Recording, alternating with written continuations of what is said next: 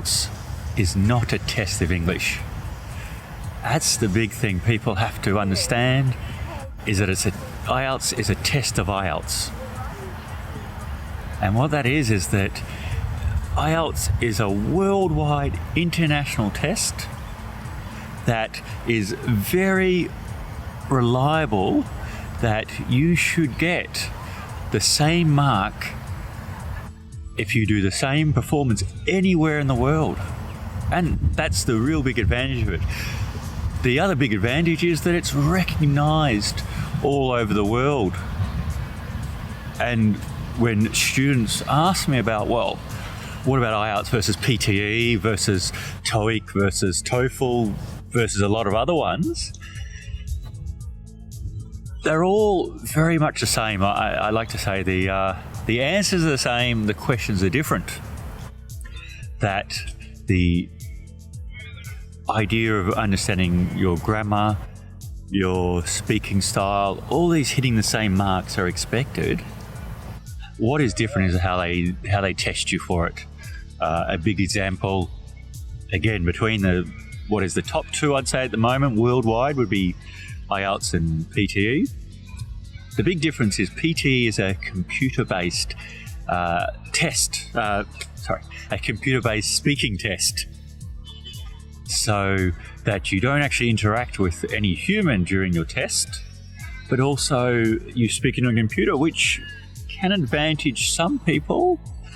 I think people who are good at communication, people who have learned well and learn how to speak, don't have the opportunity to show where they are, and there's enough articles out there written by people who are first language speakers and even English teachers who have taken that computer test and get a very low score because the computer doesn't recognize the way they speak. And I mean, the easy one is you've got to over-enunciate everything for the computer to register. I'm a fan of the IELTS because a human involvement, you've got a real person that can see you and understand you and understand that you speak a certain way, but the way you speak, if you're hitting the mark and you can be understood and you show good communication skills, which although is not officially tested, it is the quality go, but we'll talk about that in the speaking area. The other big thing is that the IELTS, all of these are the gatekeeper if you want to study, work, or live in an English-speaking country. And IELTS, more so than other ones, has the brand name recognition. So much more employers who are not specifically knowing about English second language will know that the IELTS is this test. Oh, this person has got IELTS X. They have studied English. They can speak English. I can have some confidence in their ability to work in an English-speaking role. Much more likely than if on your resume it says, TOEIC 900, 990. There are a lot less out there people who know that a TOEIC 990 is perfect than an IELTS score of 9, but even if an IELTS score of 7 is more likely, people think, oh, that's better than a TOEIC 990 in most countries.